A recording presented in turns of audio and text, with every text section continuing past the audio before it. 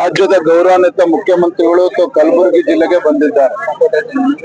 ನಾನು ಈ ಸಂದರ್ಭದಲ್ಲಿ ಗೌರವಾನ್ವಿತ ಮುಖ್ಯಮಂತ್ರಿಗಳಿಗೆ ವಿನಂತಿ ಮಾಡ್ತೇನೆ, ಈಗಾಗಲೂ ಸಹ ಅತಿವೃಷ್ಟಿಯಿಂದ ಗುಲ್ಬರ್ಗ, ಯಾದಗಿರಿ ಈ ಭಾಗದ ಜಿಲ್ಲೆಗಳಲ್ಲಿ ಹತ್ತಿ ಬೆಳೀತಕ್ಕಂಥ ರೈತರು, ತೊಗರಿ ಬೆಳೀತಕ್ಕಂಥ ರೈತರು, ಕೃಷಿಕರು ತೊಂದರೆಯಲ್ಲಿದ್ದಾರೆ. ಮಳೆ ಹೆಚ್ಚಾಗಿರೋದ್ರಿಂದ, ಅತಿವೃಷ್ಟಿಯಿಂದ ಬೆಳೆ ಸಮೀಕ್ಷೆ ಆಗಿ ರೈತರಿಗೆ ಇವತ್ತು ಸಂಕಷ್ಟದಲ್ಲಿರ್ತಕ್ಕಂಥ ರೈತರಿಗೆ ತುರ್ತಾಗಿ ಪರಿಹಾರವನ್ನು ಕೊಡ್ತಕ್ಕಂಥ ಕೆಲಸ ರಾಜ್ಯ ಸರ್ಕಾರ ಮಾಡಬೇಕು. ಇವತ್ತಿನ ಆಗ್ರಹವನ್ನು ಕೂಡ ನಾನು ಮಾಡ್ತಾ ಇದ್ದೇನೆ.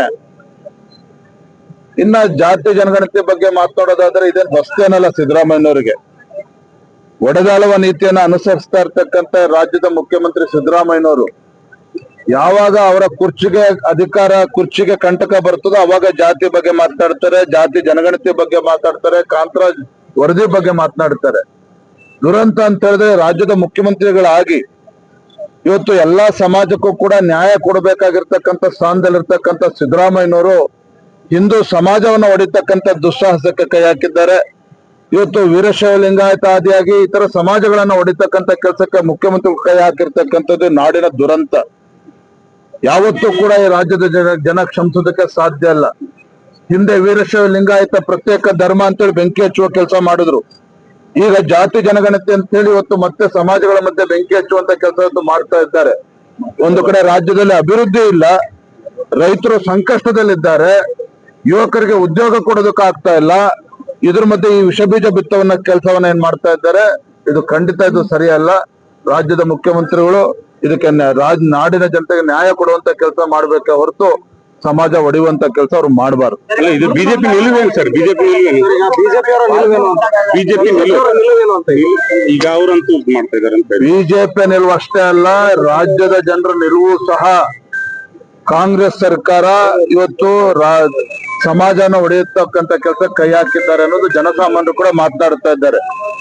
ನಮ್ಮ ನಿಲುವು ಒಂದೇನೆ, ರಾಜ್ಯದ ಜನರ ನಿಲುವು ಒಂದೇನೆ. ಮುಖ್ಯಮಂತ್ರಿ ಈ ಹಂತಕ್ಕೆ ಇಳಿದಿರ್ತಕ್ಕಂಥದ್ದು ನಾಡಿನ ದುರ್ದೈವ. ನಾನು ಇವತ್ತು ಮುಖ್ಯಮಂತ್ರಿಗಳ ಆಗ್ರಹ ಮಾಡ್ತೇನೆ, ರಾಜ್ಯ ಸರ್ಕಾರಕ್ಕೆ ಜಾತಿ ಜನಗಣತಿ ಮಾಡತಕ್ಕಂತ ಅಧಿಕಾರ ಇಲ್ಲ, ಕಾನೂನಿನಲ್ಲಿ ಅವಕಾಶ ಇಲ್ಲ. ಸಾಮಾಜಿಕ, ಆರ್ಥಿಕ, ಶೈಕ್ಷಣಿಕ ಸಮೀಕ್ಷೆನ ನೆಪದಲ್ಲಿ ಇವತ್ತು ಜಾತಿ ಜನಗಣತಿ ಮಾಡೋದಕ್ಕೆ ಹೊರಟಿರ್ತಕ್ಕಂಥದ್ದು ಖಂಡಿತ ಸರಿಯಲ್ಲ.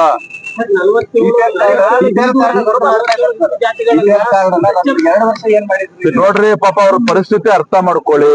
ಗ್ಯಾರಂಟಿಗಳು ಕೊಡ್ತಾ ಇದ್ದೇವೆ ಅಂತ ಹೇಳಿ ರಾಜ್ಯದ ಆರ್ಥಿಕ ಪರಿಸ್ಥಿತಿ ಎಲ್ಲಿಗೆ ಹೋಗಿ ಮುಟ್ಟಿದೆ ಅಂತ ಹೇಳಿದ್ರೆ, ಇವತ್ತು BPL ಕಾರ್ಡ್ ಕಟ್ ಮಾಡೋ ಕೆಲಸನೂ ಮಾಡ್ತಾರೆ, ಕೇಂದ್ರ ಸರ್ಕಾರದ ಬಗ್ಗೆ ಬೆಟ್ ಮಾಡಿ ತೋರಿಸ್ತಾರೆ.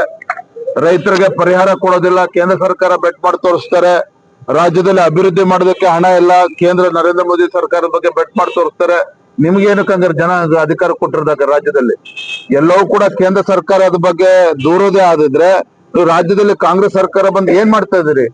ಕಳೆದ 2.5 ವರ್ಷದಲ್ಲಿ ಯಾವ್ದಾರ ಹೊಸ ಅಭಿವೃದ್ಧಿ ಯೋಜನೆಯನ್ನ ಘೋಷಣೆ ಮಾಡೋಕೆ ಸಾಧ್ಯ ಆಗಿದೆಯಾ? ಇವತ್ತು ಕಲ್ಯಾಣ ಕರ್ನಾಟಕದ ಬಗ್ಗೆ ಇವತ್ತು 12,000 ಕೋಟಿ ಅಂತ ಭಾಷಣ ಹೊಡೆದು ಹೋಗ್ತಿರಲ್ಲ, ಅನುಷ್ಠಾನ ಎಲ್ಲ ಆಗ್ತಾ ಇದೆ.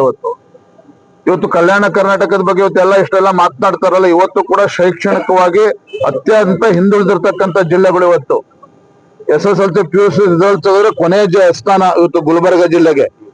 ಇದಕ್ಕೆ ಉಸ್ತುವಾರಿ ಸಚಿವರು ಕೂಡ ಉತ್ತರ ಕೊಡಬೇಕಾಗುತ್ತೆ, ಶಿಕ್ಷಣ ಸಚಿವರು ಕೂಡ ಉತ್ತರ ಕೊಡಬೇಕಾಗ್ತದೆ, ಇವತ್ತು ಖರ್ಗೆ ಕುಟುಂಬದವರು ಕೂಡ ಉತ್ತರ ಕೊಡಬೇಕಾಗುತ್ತೆ. ಅವರು ಮುಖ್ಯಮಂತ್ರಿಗಳಿದ್ದಾಗ NDRF ನಾರ್ಮ್ಸ್ ಇವತ್ತು ಬಡವರು ಮನೆ ಕಳ್ಕೊಂಡಿದ್ರೆ 1 ಲಕ್ಷ ಇದ್ದಾಗ ಯಡಿಯೂರಪ್ಪನವರು ಅದಕ್ಕೆ ದುಪ್ಪಟ್ಟು ಹಣವನ್ನ ಕೊಡುವಂತ ಕೆಲಸ ಮಾಡಿದ್ರು, ಬಡವರಿಗೆ ಮನೆ ಕಟ್ಟಿಕೊಡುವಂತ ಕೆಲಸ ಮಾಡಿದ್ರು. ಅದೇ ರೀತಿ ಇವತ್ತು ರೈತರು ಇವತ್ತೇನು ಬೆಳೆ ನಾಶ ಆದಾಗ ಅದಕ್ಕೂ ಕೂಡ ಇವತ್ತು NDRF ನಾರ್ಮ್ಸ್ ಏನಿದೆ, ರಾಜ್ಯ ಸರ್ಕಾರ ಯಡಿಯೂರಪ್ಪ ಮುಖ್ಯಮಂತ್ರಿ ಇದ್ದಾಗ, ಬಿಜೆಪಿ ಸರ್ಕಾರ ಇದ್ದಾಗ ರಾಜ್ಯ ಸರ್ಕಾರವು ಕೂಡ ಅದಕ್ಕೆ ದುಪ್ಪಟ್ಟು ಪರಿಹಾರವನ್ನು ಕೊಡುವಂತ ಕೆಲಸ ಮಾಡಿದ್ರು.